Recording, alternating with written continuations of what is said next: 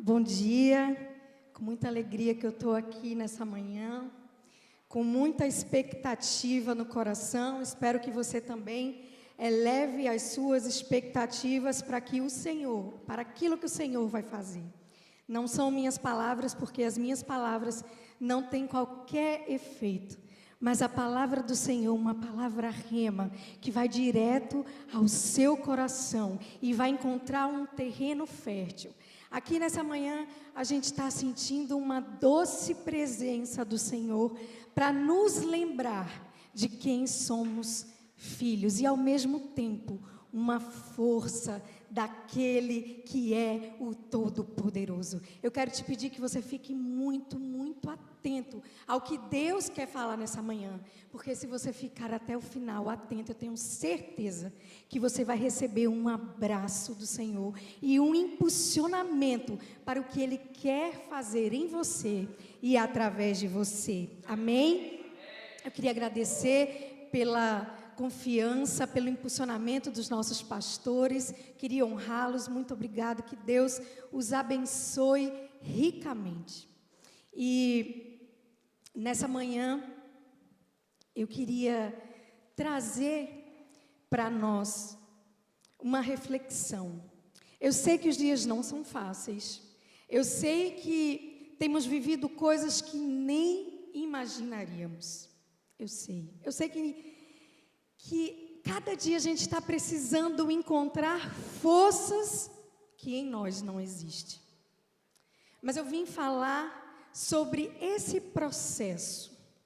Eu estava meditando e eu estou escrevendo sobre um livro que é do luto à vida. E eu conto um pouco da história da perda da minha mãe e como foi essa trajetória. E um psiquiatra cristão, ele fala que toda mudança, ela gera um ganho e uma perda.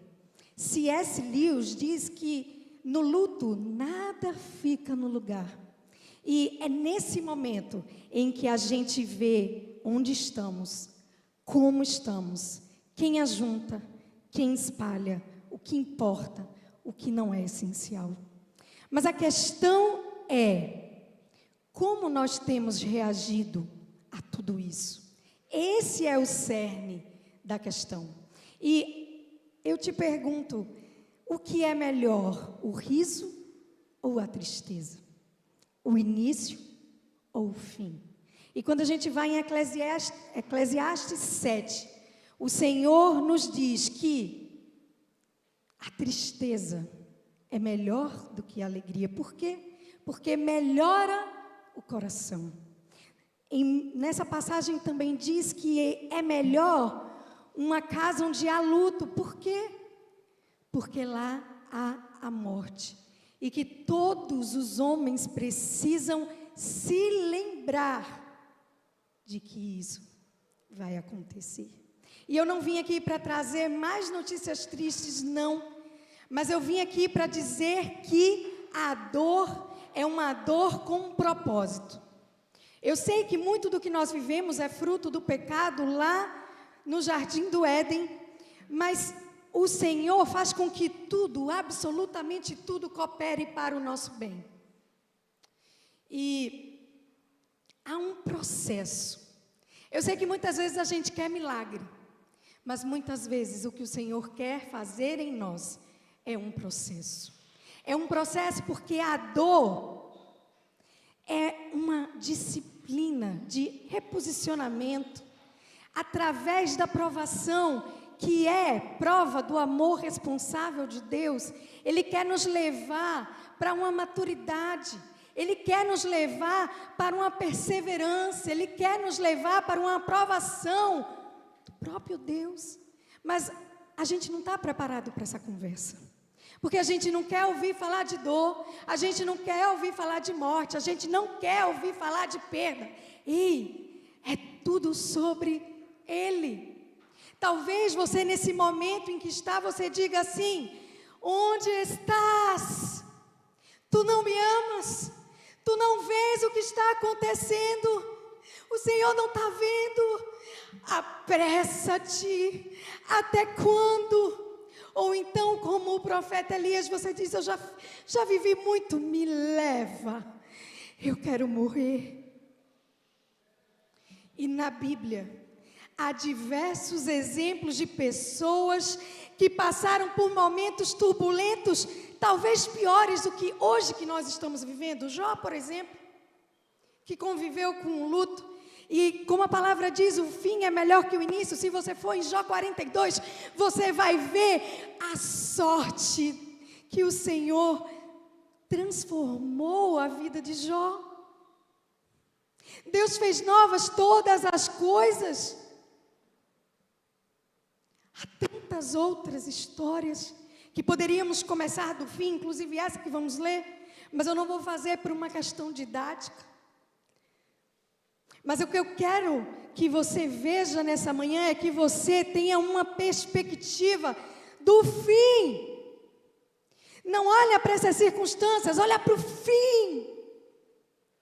Eu e você somos sombra, mas tem alguém que não é ponto final, que é eternidade, que é o infinito, mas nós não temos ideia do que seja isso, porque nós somos finitos, mas dentro de nós há um anseio pela eternidade. E nessa manhã eu vou pedir para que você abra o livro de Ruth, porque é uma família que sabe bem o que é conviver com fome, medo do presente, medo do futuro, despedidas, mortes. Essa família sabe bem o que é lidar com isso tudo. Em Ruth 1, nós vamos ler do versículo 1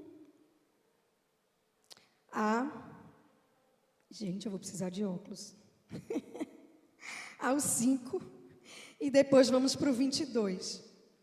Na época dos juízes, houve fome na terra. Um homem de Belém de Judá, com a mulher e os 2 filhos, foi viver por algum tempo nas terras de Moabe. O homem chamava-se Elimeleque, que significa meu Deus é rei. Sua mulher, Noemi, que significa agradável deleite. E seus 2 filhos, Malom e Quilion, que significa enfermidade e desperdício. Eram efrateus de Belém de Judá. Chegaram a Moabe e lá ficaram. Morreu Elimeleque, marido de Noemi, e ela ficou sozinha com seus 2 filhos. E eles se casaram com mulheres moabitas, uma chamada Orfa e a outra Ruth. Depois de terem morado lá por quase 10 anos, morreram também Malom e Quilion. E Noemi ficou sozinha, sem os seus 2 filhos e sem o seu marido. Agora vamos para o versículo 22. Foi assim que Noemi voltou das terras de Moabe com sua nora Ruth, a moabita. Eles chegaram a Belém no início da colheita da cevada. O nosso título dessa manhã é hora de voltar para Belém, para a aldeia de Jesus, para a esperança. Nós não sabemos ao certo por que essa família, que era de Belém, foi para Moabe, até porque eles não se davam muito bem com o povo do Senhor, e inclusive há recomendações expressas na Bíblia de que não poderia haver casamento entre moabitas e o povo de Deus, mas nós não sabemos exatamente o que aconteceu. Foi uma fome que os fez ir até Moabe. E sabe, a primeira coisa que a gente vê aqui é que nos momentos difíceis nós precisamos ter cuidado com o tipo de decisão que vamos tomar, porque a decisão que tomamos hoje pode mudar a nossa história por toda uma vida.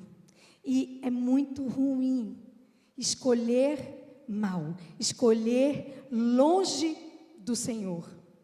E aqui, quando a gente continua a ler esse capítulo, a gente percebe que Noemi queria dar uma casa, um novo lar para suas noras, e diz assim: olha, eu queria te dar essa segurança de um casamento, eu sou velha, não dá para eu ter filho, eles ficarem grandes para vocês se casarem novamente. Então, por favor, voltem para suas casas. E isso era uma tradição da época, num caso de viuvez, que voltassem para a casa dos pais. E aí, Orfa e Ruth vão com Noemi, e de Moabe até Belém são 80 quilômetros. E no caminho, Orfa repensa. Entenda, ela tomou uma decisão com base nos costumes. Mas a palavra fala que elas choram copiosamente e Orfa não segue o caminho junto com Ruth e Noemi. E nunca mais a gente ouve falar de Orfa. E a literatura judaica diz que Orfa era avó de Golias. Nós não temos como comprovar isso, mas a literatura judaica fala. Só o fato dela ter voltado para os antigos deuses já mostra que essa não foi a melhor decisão. Sabe por quê? Porque não há como ser feliz longe do Senhor, do único Deus. Não há como. Pode parecer atrativo no momento, mas lá na frente, no fim, você vai ver que não é o que o Senhor tem para você. A gente precisa querer, desejar o que o Senhor quer. Portanto, nesse momento de dor, diga: Senhor, o que queres que eu queira? Qual é a tua vontade? Porque eu quero experimentar a boa, a perfeita e agradável vontade do Senhor, mesmo na dor. E uma coisa importante que precisa ser dita é que muitas vezes a dor é uma oportunidade para Deus nos reposicionar. Sabe, é nessa hora que a gente olha para dentro, olha para frente e olha para o alto. É nessa hora que a gente vê, tem coisa aqui desarrumada. Por que que eu estou assim, acordando todo dia desanimada, pedindo para morrer? Por quê? Por quê? Porque existem coisas no seu coração que precisam ser tratadas e que somente são vistas na dor. E aí, continuando essa trajetória, Noemi e Ruth chegam a Belém. Essa dor é para você sair da zona de conforto, ser reposicionada no centro da vontade de Deus. Eu já quero dar um spoiler.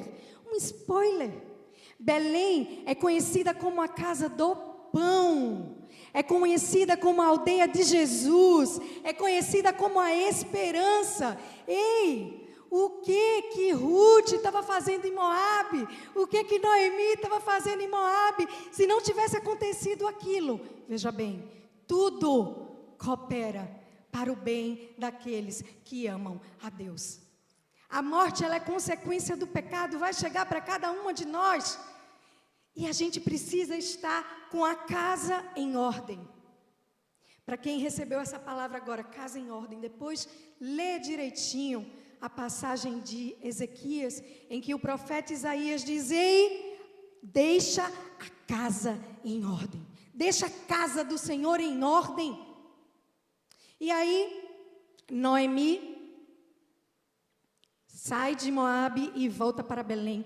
Elas precisavam estar em Belém para aquilo que Deus tinha para fazer na vida delas e através da vida delas. Mas sabe o que acontece? A gente às vezes só olha para o nosso umbigo e olha para as nossas dores e não olha para o alto. Não é sobre você, é sobre Ele. Ele é que controla todas as estações. Ruth e Noemi estavam passando pelo inverno na alma. Eu sei como é perder alguém. Eu sei como é viver em luto. Eu sei. Senti na pele, eu ainda estou sentindo na pele. Mas o que o Senhor quer nos mostrar é: ei, olha para frente. Olha para frente. E aí a palavra diz que Noemi chega para Belém e vem assim de mulher. Essa é Noemi, essa é Noemi, essa é Noemi, essa é Noemi, aquela festa. E Noemi diz: não me chame de Noemi, me chame de Mara, porque amarga me tornei. O Senhor pesou sobre mim, de mãos cheias eu saí, de mãos vazias eu voltei. A amargura é um veneno no nosso corpo. Em Hebreus 12:15 diz que cuidado para você não ser excluído da graça de Deus por causa da amargura. A amargura faz a gente ver tudo com gosto ruim.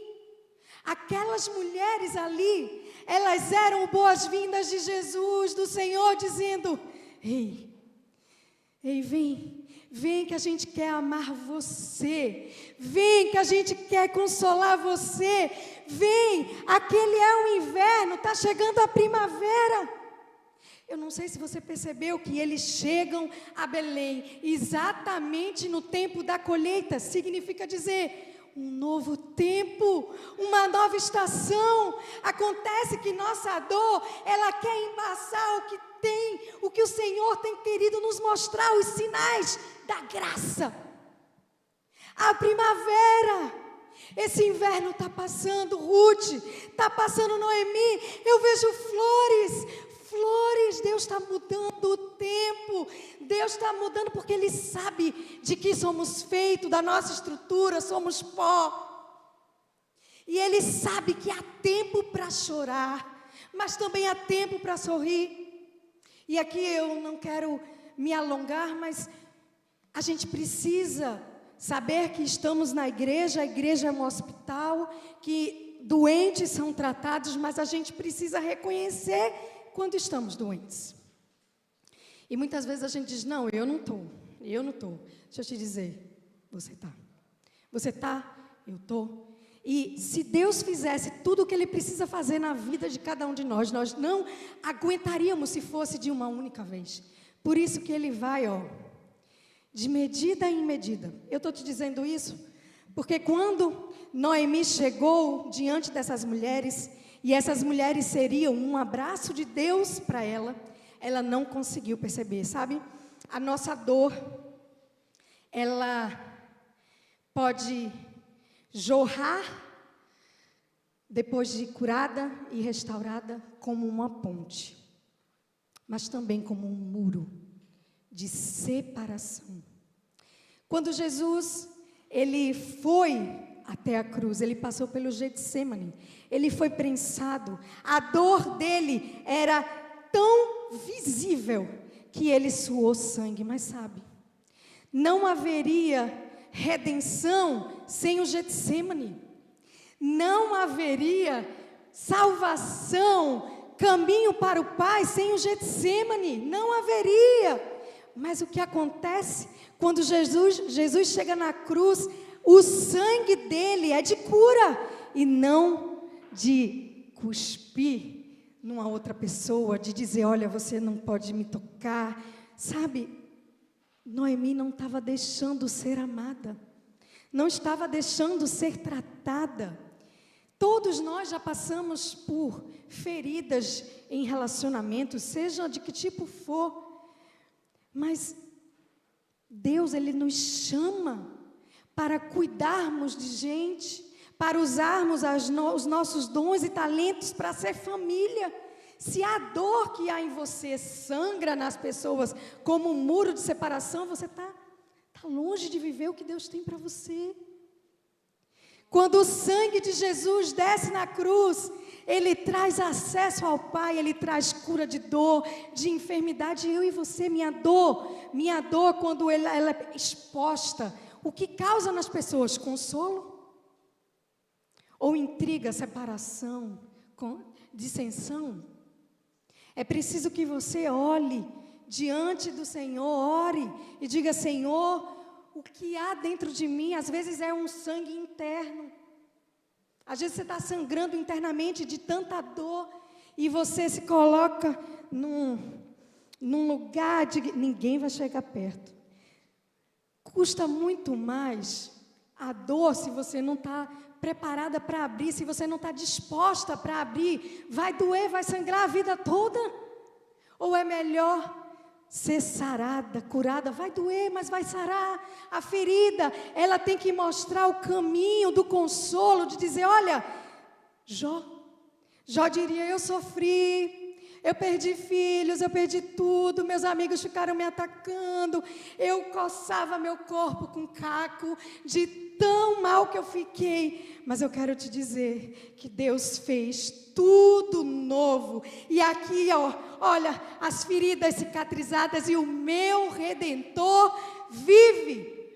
Seja essa pessoa como ponte, que a sua dor é exatamente para curar. Sabe a parábola do bom samaritano? Deus manda ao nosso encontro pessoas para sermos curadas, para sermos abraçadas. E muitas vezes a gente faz assim, não quero essa pessoa. Quando é Deus dizendo, é um abraço meu que eu quero te dar. Sabe, continuando nesse livro, Ruth e Noemi voltam com uma mão na frente e outra atrás. Mas, aqui eu já falei que é importante entender o tempo da dor, e eu aqui não vou te dizer quanto tempo você tem que chorar, mas há um tempo para sair desse luto, um tempo para sair desse choro e agir, sabe por quê? Porque chorar apenas não vai resolver, não vai. Então, Ruth, diante da situação, e agora? A gente vai precisar de trabalho, a gente vai precisar de comida. E aí, numa situação dessa, ela toma uma atitude e ela vai atrás das espigas, que a lei dizia que quando o dono da terra fosse tempo de colheita, deixasse um pouco mais para que as viúvas,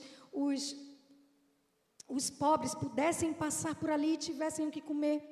Talvez você esteja hoje num momento difícil financeiro, pede ao Senhor a estratégia, pede ao Senhor a criatividade, pede ao Senhor para que te mostre o que está acontecendo no mercado, para que você traga algo inovador e que o mercado está precisando. Eu não sei, isso aconteceu comigo quando eu voltei da China, que eu queria queria voltar ao mercado de trabalho e não sabia por onde começar, e Deus falou, começa por dentro, começa por toda a tua experiência, você pode prestar esse serviço. Hoje, para a glória de Deus, eu estou há 1 ano com a minha empresa, 1 ano e quase 2 meses, e eu tenho um cliente que tem acompanhado comigo desde então, e outros que chegaram, e Deus pode fazer isso, mas chorar apenas não vai resolver.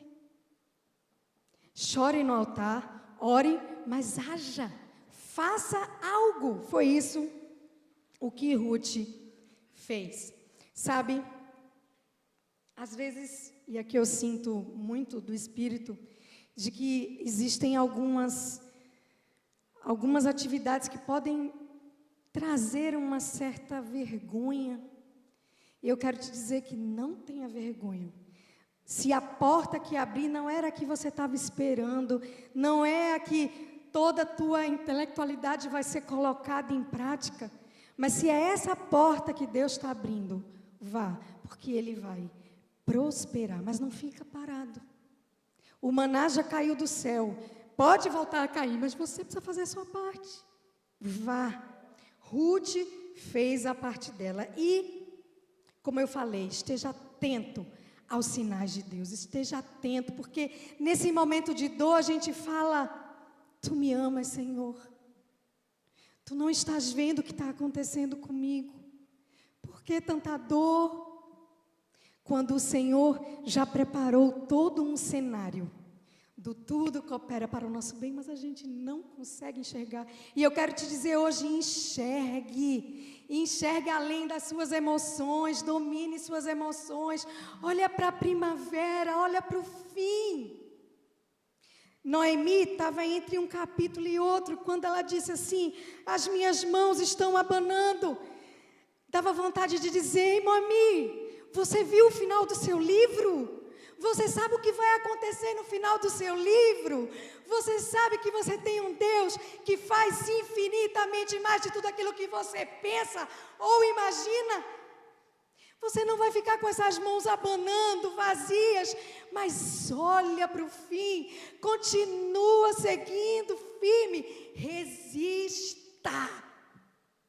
A força, ela vem na nossa fraqueza. É na nossa fraqueza que vai vir a força de Deus.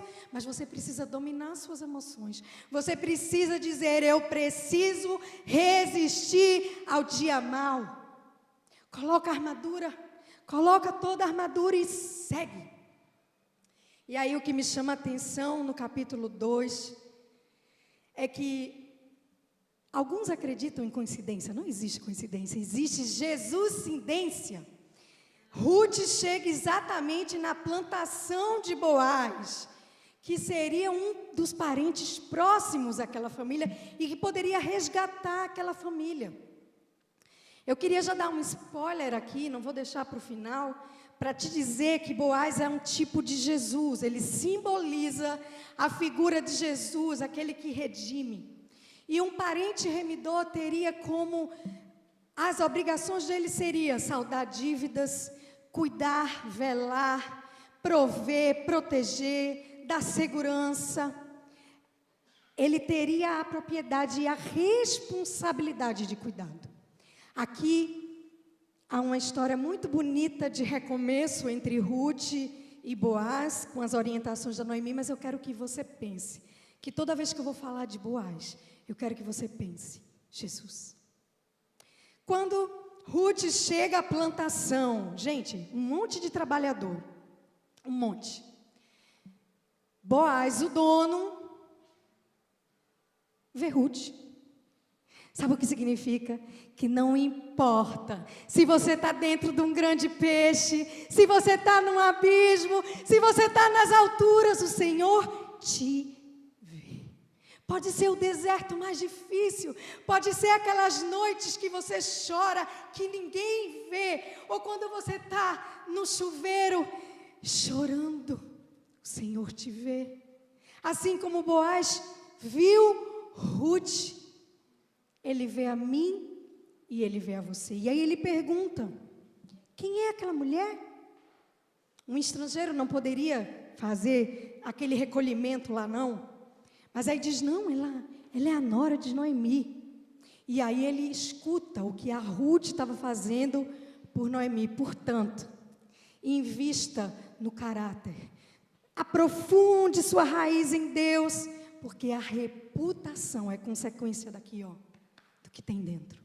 E aí Boaz fica sabendo quem era Ruth, o que ela fazia por Noemi. Não mude sua postura correta, né, diante de Deus, para a aprovação dos homens. Se querem, tira aqui um pouquinho esse imposto, vamos fazer. Não.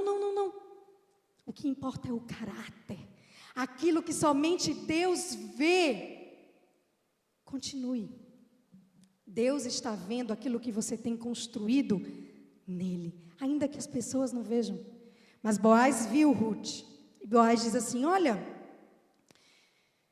não mexam em Ruth. Era normal que, infelizmente, naquela época, mulheres fossem molestadas. Mas ele diz, olha, ela está no meu terreno e eu dou a ordem, não mexam nela. Sabe o que isso nos diz? Que o Senhor, Ele está nos livrando. Ele está nos cercando pela frente e por trás. Ele está dizendo, eu amo você e eu estou cuidando de você, ainda que você nem veja. Ruth não sabia disso. Deus está fazendo por mim, por você, o que a gente nem consegue ver. Porque esse é o amor dele, amor de filho. Há um sussurro nessa manhã dizendo, você é filho amado. Não importam as circunstâncias, isso não vai mudar. E o Senhor, Ele sente nossas dores. Ele sente. Ele é um sumo sacerdote que Ele se compadece, Ele chora diante da morte. Sabe, tempos difíceis vieram até para Jesus, como eu já falei. Mas eu imagino quando Jesus, por um momento, fala, Eli, Eli, sabactani. Porque, Deus meu, me desamparaste. Ali, ele sente a ausência de Deus, porque sobre ele havia todo o pecado, mas também havia toda a dor, toda a enfermidade de toda a humanidade sobre ele. E por um momento, ele se sentiu só, que talvez é o que a gente está sentindo. Mas sabe, depois que ele diz tetelestai, está consumado. Essa era uma palavra que significava cumprir a ordem dada pelo Senhor, pelo meu Senhor. Era um servo que dizia isso. E quando ele diz, está consumado, eu entrego o meu espírito. Você já parou para pensar a reação do céu sobre a dor de Jesus? Já parou para pensar nisso? O que acontece quando Jesus entrega o seu espírito? Há trevas, há terremoto, o véu rasga de cima a baixo, rochas se rompem ao meio, pessoas que estavam mortas começam a levantar. É o céu dizendo, eu choro por você, eu estou fazendo algo por você, ainda que você não veja. No Salmos 18 que o pastor estava lendo, a continuidade daquele salmo, depois olhe, é Davi dizendo, Senhor, tu não está vendo aqui, olha, estão me perseguindo, olha, nananã. Sabe o que acontece? Deus monta num querubim e vem até a terra e diz que das narinas dele sai fumaça. Ele é o teu defensor. Ele sente o que você está sentindo, ele sabe. Mas você não está só. Só que a gente às vezes não se dá conta dos sinais, os sinais de amor. Um dia eu orando ao Senhor, e eu passo por isso, e tenha compaixão sobre a minha vulnerabilidade agora. E eu sinto da parte de Deus de falar sobre isso. E eu já senti isso. Senhor, tu não me amas. Senhor, eu quero morrer. Senhor, parece que não há favor sobre mim, assim como acontecia com José. E aí, eu conversando com ele, e estava com meu filho no sofá, e eu falando, Deus, porque eu não consigo ver o teu favor por mim, que o Senhor luta por mim. Por quê? E ele disse, Ana, tem amargura aí dentro, filha, tem tanta dor aí dentro. Você sangra por dentro. Você não está conseguindo ver o que eu estou fazendo. Você está se guiando pelo agora. Você já viu o final do livro sobre sua vida? Você já viu? Nem olhos viram, nem ouvidos ouviram aquilo que o Senhor tem preparado para mim, para você. E aí, do nada, meu filho ele é muito carinhoso, mas do nada, ele vira para mim e faz, mamãe, você é tão especial. Mamãe, eu amo tanto você. Mamãe, você é uma princesa. E na hora eu senti o Espírito dizer, olha o favor. Olha um sonho seu realizado. Olha, Davi.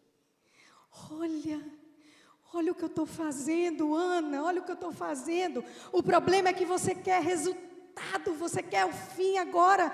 E se contente com o processo. Você está sendo lapidada, você está sendo um vaso na minha mão que eu preciso reconstruir você, as suas emoções. Mas a gente às vezes está assim. E a gente pede perdão, Senhor, me perdoa por esses pensamentos. Me perdoa. E me ajuda a prosseguir, mesmo em meio a tanta dor. Boaz convida Ruth para comer, oferece pão, oferece água. Jesus é o pão da vida, é a água da vida, é Ele. Ele quer nos chamar nesse tempo difícil para comunhão.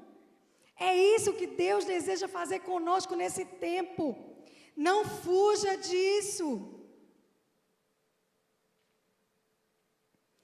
E a palavra diz em Ruth 2, versículo 14, que na hora da refeição, Ruth pegou um pedaço de pão, ela comeu, até ficar satisfeita e ainda sobrou.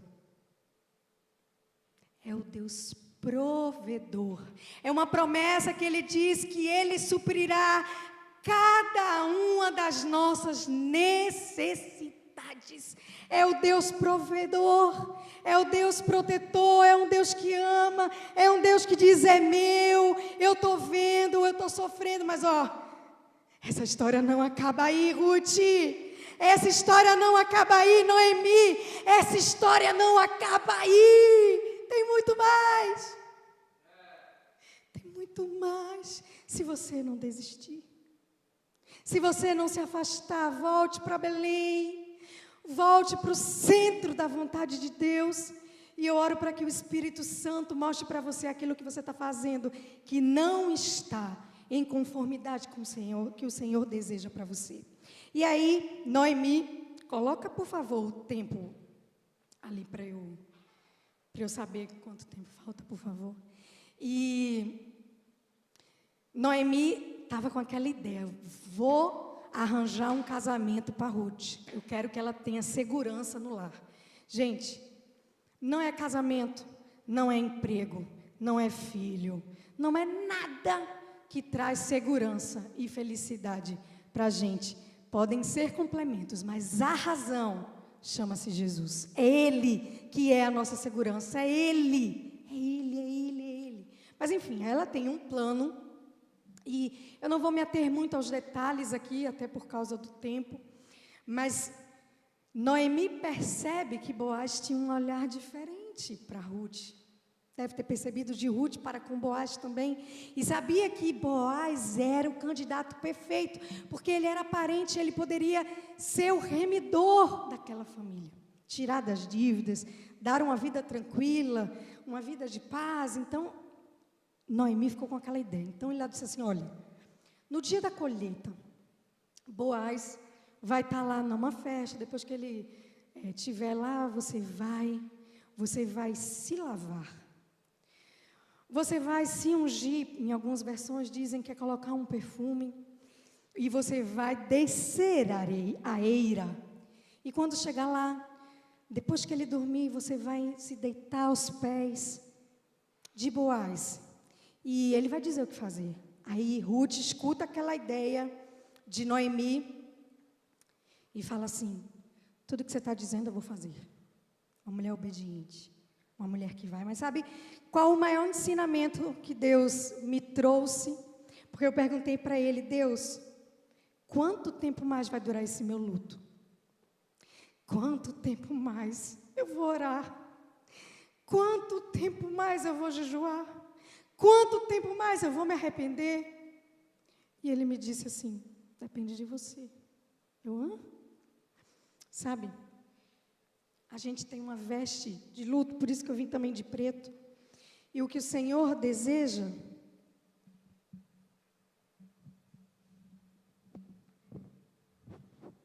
é que a gente busque cura das nossas dores, dos nossos sangramentos internos.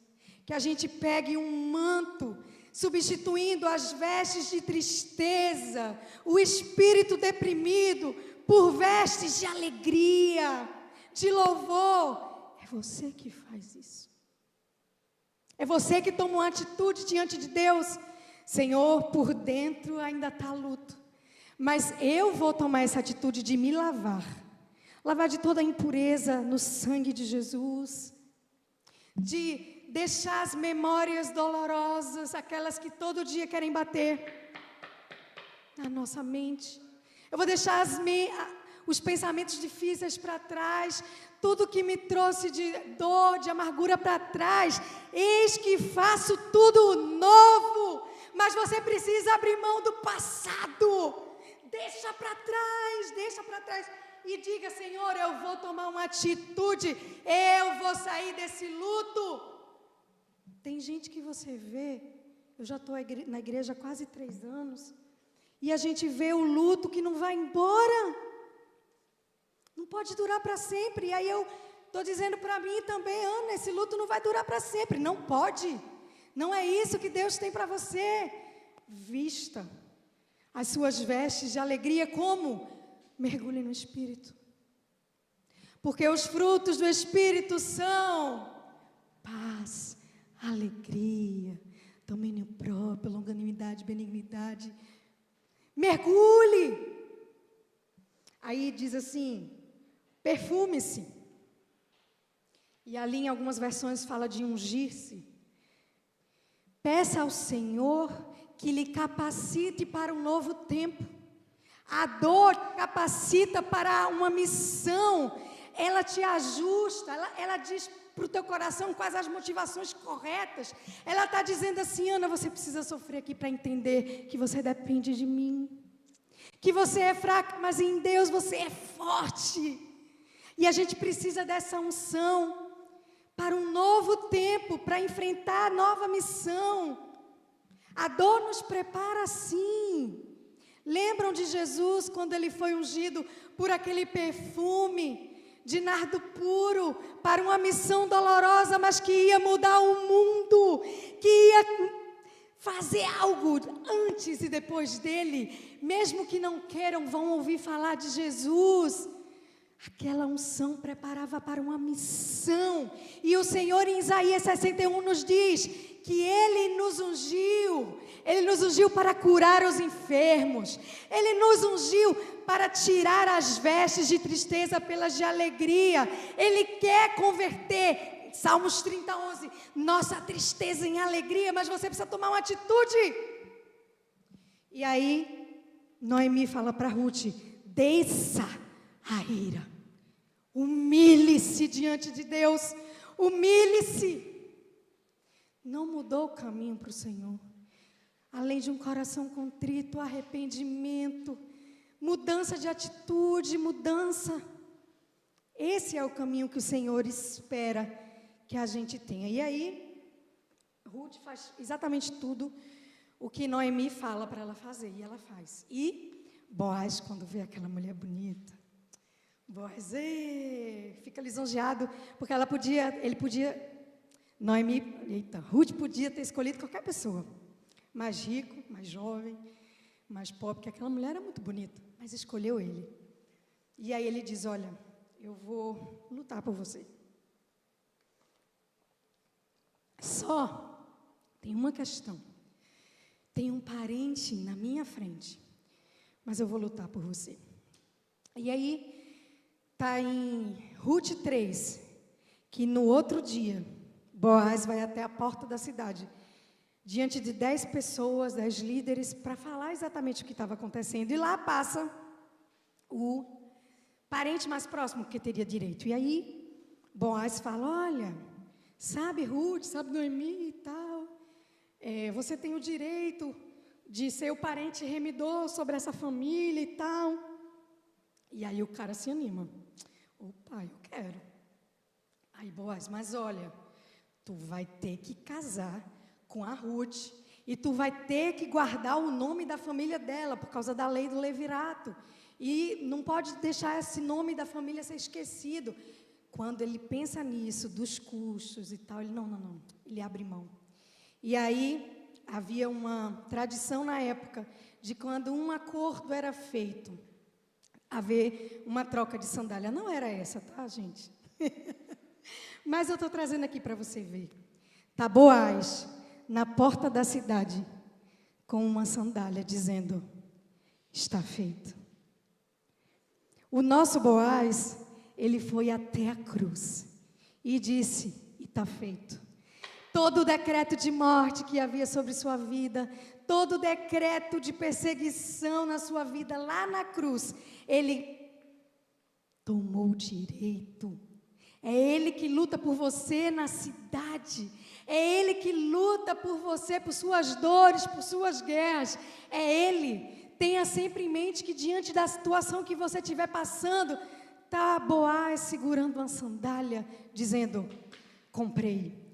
Tenho responsabilidade, é meu, é minha, ninguém pega, eu protejo, eu cerco, eu dou segurança, eu dou provisão, é meu.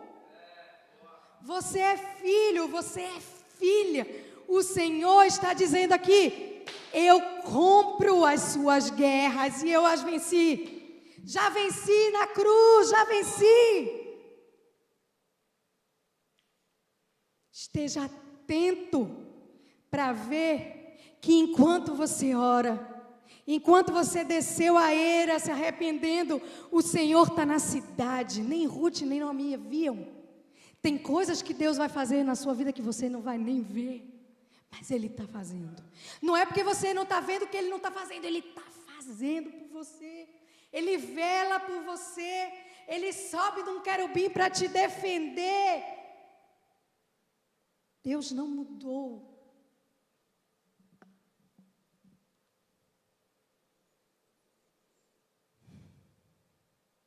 O Senhor nos chama para olhar para Ele. No final do livro de Ruth, eu vou pedir para que coloque, em Ruth 4, versículo 13, diz assim: Boaz casou-se com Ruth, e ela se tornou sua mulher. Boaz a possuiu, e o Senhor concedeu que ela engravidasse dele, e desse à luz um filho. As mulheres disseram a Noemi, vou repetir, as mulheres disseram a Noemi, lembra das mulheres no início?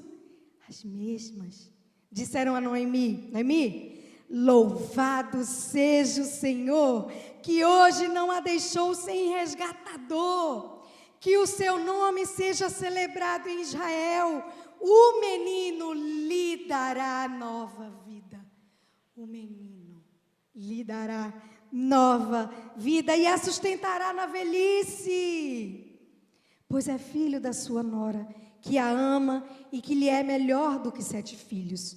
Noemi pôs o menino no colo e passou a cuidar dele. As mulheres da vizinhança celebraram o seu nome e disseram, Noemi tem um filho, e lhe deram o nome de Obed. Este foi o pai de Jessé, pai de Davi. Olha o fim, uma parte do fim da história de Noemi aqui, de Ruth. Deus fez novas todas as coisas, mas para o novo elas precisaram deixar de lado o luto e se vestir, se consagrar e se arrepender e buscar do Senhor o reposicionamento. E elas precisavam voltar para Belém.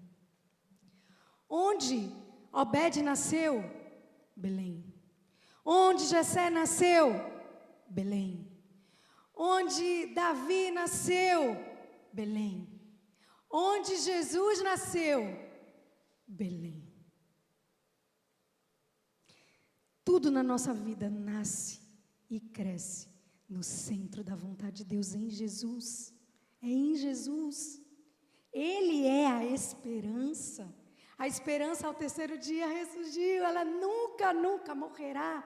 A esperança tem um nome, é Jesus. Entende aqui que essa família precisava ser empurrada de Moabe, porque o que elas tinham que fazer era em Belém. Havia uma palavra de que o Salvador viria de Belém, mas viria dessa família. Aqui, Noemi vê uma parte do fim da história dela, aquela história de mãos vazias partir, de mãos vazias sair, de mãos vazias voltei, ó Jesus dizendo, nem ouvidos, nem olhos viram, nem ouvidos ouviram que o Senhor tem preparado para você. O Senhor, Ele tem mais criatividade, mais poder do que qualquer estúdio hollywoodiano.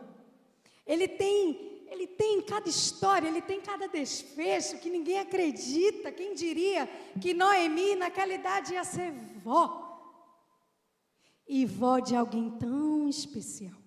E aí, eu costumo perguntar pro texto, o que será que Noemi disse quando aconteceu isso tudo? O que será que ela pensou? Certamente ela nos diria, olha, vai doer, mas vai valer a pena o processo. Sabe, eu entendi que essa dor era para consolar outros. Noemi vai dizer, se eu não tivesse me mantido forte, se eu não tivesse buscado minha cura, eu não teria ajudado Ruth na caminhada cristã dela, porque sabe, eu e você, nós temos responsabilidade não apenas com a nossa vida, mas com quem está ao nosso redor. Nós temos um legado para deixar. Você tem filhos, netos, bisnetos, e você não pode desistir. Se Noemi tivesse desistido, Ruth não teria vivido isso. Muito menos Noemi. E ela ia dizer, olha, eu nunca imaginei que isso fosse acontecer comigo. Aí, eu disse assim, Senhor, Ruth e Noemi não ficaram sabendo que Jesus veio delas. Está lá em Mateus 1. Ruth consta na genealogia de Jesus, que honra! Que honra saber que a sua dor teve um legado como esse, de contribuir para o reino, de mudança de vida. E aí eu perguntei, Senhor, como deve ter sido no céu? E aí a gente imagina, não tem isso na Bíblia, mas a gente imagina. Eu imagino Jesus recebendo Noemi, filha amada, serva boa e fiel, foste fiel no pouco, e sobre muito, né, te colocarei aqui, vou te dar a tua recompensa. Mas Noemi, tem algo que você não sabe. Sabe, aquela dor, aquela sua decisão acertada de voltar no caminho, eu não sei se você acha que foi para longe demais, nunca é longe demais para voltar para Belém, para Jesus, nunca, nunca. E aí eu penso Jesus dizendo para ela, olha, a sua decisão, a sua atitude, a sua força, a sua resistência em Deus veio até mim. Porque você não desistiu. Você hoje tem a coroa da vida. E eu, Jesus, o Salvador do mundo, já havia como plano do Senhor que eu viesse da sua família, da família do Elimeleque. Tarará. Gente, tem coisa que a gente vai fazer aqui na terra que a gente não vai ter noção do impacto que vamos gerar no reino, para Deus, para Jesus, e só no céu que vamos saber.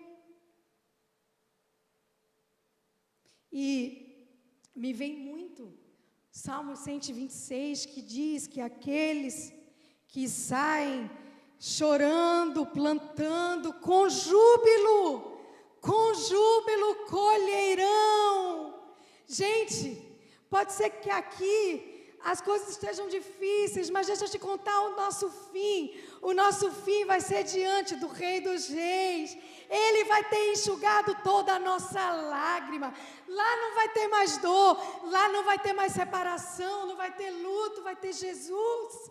Vai ter Jesus, esse é o fim que Ele tem para mim, para você. E a gente não tem ideia de como vai ser lá. Vai ser maravilhoso. Deus quer nos dizer, não desista, não deixe as suas emoções falarem que nada está acontecendo. Há uma primavera aqui, eu vejo flores caindo, eu vejo colheita, eu vejo júbilo, se não desistirmos. Eu vou pedir para que a banda venha, já estamos concluindo. Sabe, o que Deus não espera de nós nesse tempo difícil? Primeiro, lembra que eu falei no início sobre o significado de cada nome?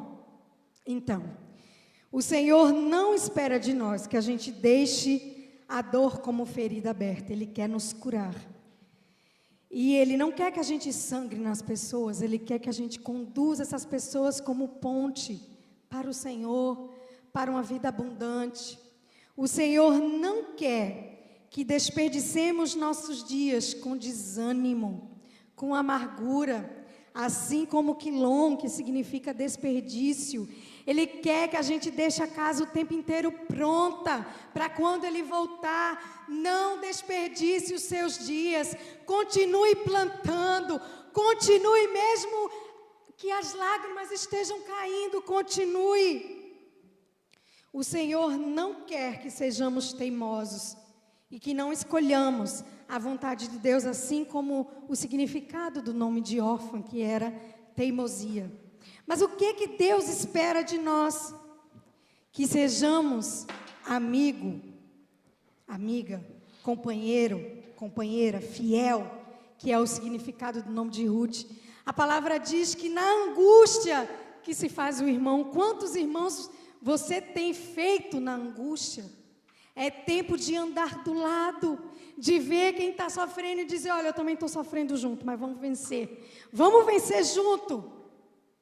O Senhor espera que não sejamos amargas, mas que sejamos como um deleite, agradável. As pessoas que passarem por nós vão dizer, meu Deus, que mulher agradável, que homem agradável, ela tem um cheirinho de céu, o perfume de Cristo. Que sejamos prestativos como Boaz. Boaz significa préstimo. Que a gente esteja o tempo todo com aquela camisa escrita, como posso ajudar? E sirva as pessoas. Os meus dons e os meus talentos são para servir você, são para servir você, são para servir a igreja, a família de Cristo. Que sejamos como Obed, que significa adorador e servo. É isso que o Senhor espera de nós. As dificuldades, elas existem, mas todos esses passaram pelo que estamos passando. Medo do presente, medo do futuro, se despedindo de gente amada, querida, mudando, precisando recolocar, reposicionar algumas coisas. Mas eles conseguiram viver, transpor essas dificuldades. E nós podemos também, em Jesus.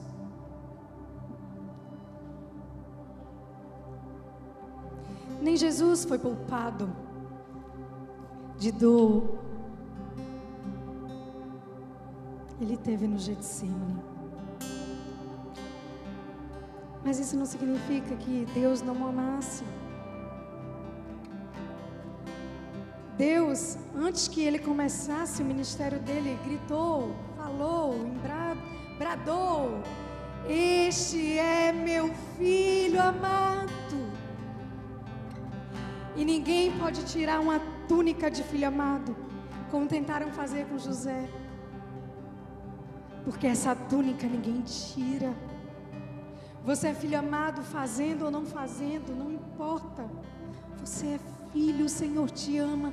Ele se compadece da sua dor, Ele está vendo o que você está passando. Mas nessa manhã Ele está querendo dizer: vem, olha para a graça. Olha para a graça, olha para a aldeia de Jesus, para a aldeia da esperança. Há esperança para você. Você está entre capítulos. Um capítulo pode ser triste, mas Deus está te conduzindo para a primavera. E lá você vai ficar como os que sonham. Quando voltaram de Sião, estamos como quem sonha.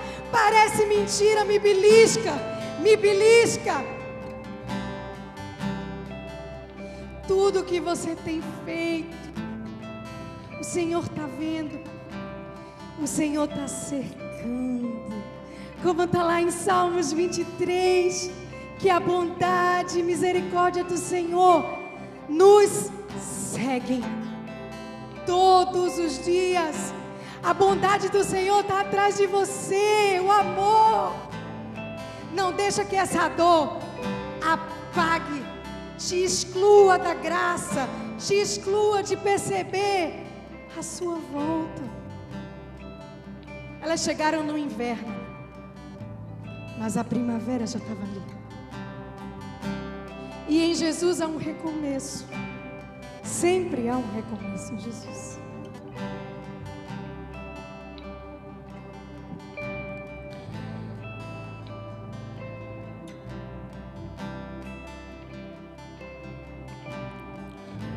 A porta da casa mais simples, que o anjo da morte não entra. Estrada que corre por mar, o vento que abre um caminho é você.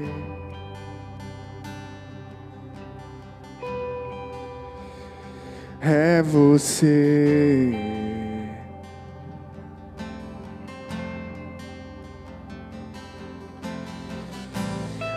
nuvem que aponta o destino é a mesma que encobre o passado. O pão que sacia a fome, a rocha que mata minha sede é você.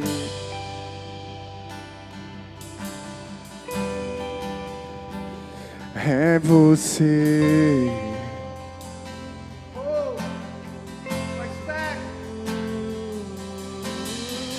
Mais perto do monte, mais perto da face, me escondo com o peso da tua glória.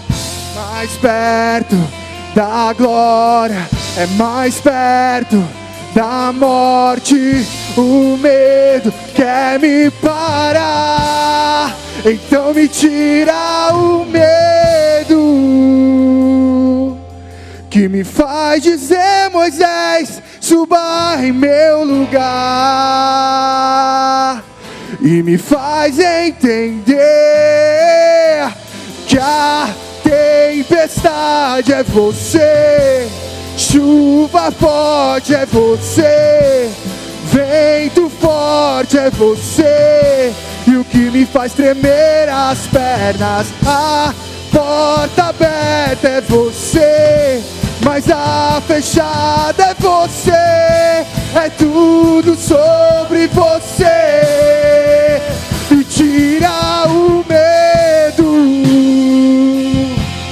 que me faz dizer: Moisés, suba em meu lugar, e me faz entender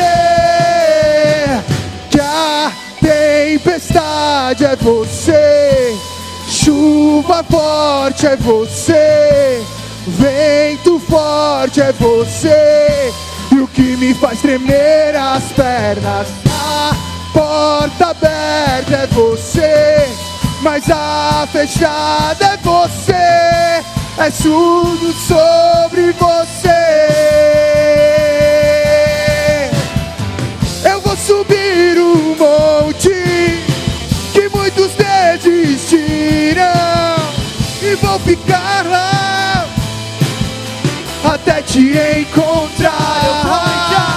Eu vou entrar na casa e vou fazer morada, e vou ficar lá até te encontrar. Mais perto do monte, mais perto da face, me escondo com o peso da tua glória. Mais perto da glória, mais perto da morte, o medo quer me parar, então me tira o medo que me faz dizer: Moisés, suba em meu lugar, e me faz entender que a tempestade é você, chuva forte é você, vento forte é você, e o que me faz tremer as pernas, a porta aberta é você, mas a fechada é você, é tudo sobre você.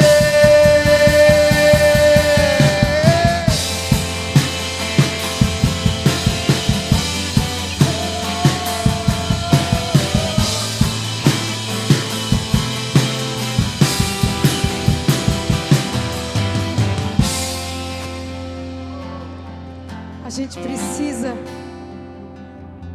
lançar o medo, porque o perfeito amor lança fora todo medo. E hoje, quando a gente começou o culto, e era muito claro que Deus queria trazer uma consciência, o espírito de adoção sobre cada um de nós, de que somos filhos, e o Senhor disse: se vocês são pais maus e sabem dar coisas boas aos filhos, imagina eu, que pai dará pedra serpente para aquele que quer pão. E eu quero profetizar sobre a sua vida. Senhor, nos faz ver o Senhor, o seu agir. E quando a gente não conseguir ver, que a gente se lembre que o Senhor está à porta da cidade, dizendo: é meu filho, é meu, nenhum dos meus planos podem ser frustrados, é meu. Lá na cruz eu comprei, e há uma aliança que nada nem ninguém pode destruir. É uma aliança de sangue que diz: vem comigo, minha noiva, igreja amada, vem comigo. Há um banquete que a gente pode começar a viver aqui em comunhão, mesmo quando as coisas parecem que não estão dando certo. Mas vem comigo, noiva, noiva. A gente vai dançar nas bodas. A gente vai dançar nas bodas. Vai ficar tudo bem.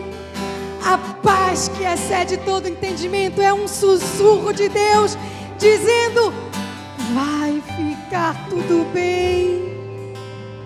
Vai ficar tudo bem. Vai ficar tudo bem. Vai ficar tudo bem, porque Jesus é a esperança. Jesus é o caminho para o Pai. Jesus é o caminho para a novidade de vida. Talvez você esteja dizendo: mas Ana, eu não consigo, eu estou com muita dor, eu estou com muito medo. Reconheça isso diante do Senhor e diga: Senhor, socorre-me da minha incredulidade, socorre-me do meu medo, aumenta a minha fé. E eu não sei você que está andando distante da cidade de Belém, há uma chance para você voltar para a casa do pão, para a aldeia de Jesus, para a aldeia da esperança. Não importa o que você fez, talvez você diga: mas isso foi tão sério. Talvez eu intentei contra a vida de alguém. Eu sinto isso muito claro. Mas Deus está dizendo que Ele perdoou lá na cruz um ladrão que disse: eu creio em Ti. Aí Ele diz: ainda hoje estarás comigo. Jesus te chama para que você pegue na mão dEle e siga em novidade de vida. Se você sentiu no seu coração hoje um desejo de conhecer esse Jesus que ordena sobre os ventos, o mar, que tem todo o domínio, todo o poder, todo o controle. Se você quer tomar a melhor decisão da sua vida, digite aí no YouTube, no Facebook, a palavra Jesus. Porque a palavra diz que quando a gente reconhece o Senhor Jesus diante dos homens, Ele nos reconhece diante do céu. Aí talvez você diga assim: mas eu não quero ficar que nem esses crentes bobão, não. Eu sinto claramente isso. Você não sabe como é bom. Você não sabe como é bom sentir a presença de Jesus e andar com Ele todos os dias. Tem medo não, porque você vai inaugurar a melhor fase da sua vida. Vamos orar? Senhor, eu te aceito, Jesus. Eu te aceito, Jesus. Como meu Senhor e Salvador. Como meu Senhor e Salvador. Senhor, eu não quero mais andar com as minhas próprias pernas. Senhor, eu não quero andar mais com as minhas próprias pernas. Eu quero o Senhor. Eu quero o Senhor. Salva-me de mim mesma. Salva-me de mim mesmo. Salva-me, Senhor, eu preciso de Ti. Salva-me, Senhor, eu preciso de Eu Ti. me arrependo dos meus pecados. Eu me arrependo dos meus pecados. E eu te peço para que o Senhor coloque o meu nome Eu te peço para que o Senhor coloque o meu nome no livro da vida. no livro da vida.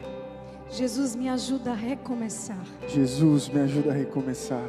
Me ajuda, Senhor, a continuar andando em meio à dor. Me ajuda a continuar andando em meio à dor. Me faz ver além das minhas emoções. Me faz ver além das minhas emoções. Me faz viver o hoje. Me faz viver o hoje como para Ti. como para Ti. Porque tudo é para Ti. Porque tudo é para Ti. É tudo sobre o Senhor. É tudo sobre o Senhor. Senhor, que a esperança tenha invadido o coração de cada um dos meus irmãos. E lembrem-se, ei, você está entre um capítulo e outro. Não acabou. Não acabou. Os sonhos de Deus para você não acabou. Eu vejo flores. Eu vejo colheita, eu vejo suas lágrimas se dissipando em meio a lágrimas de alegria, de colheita.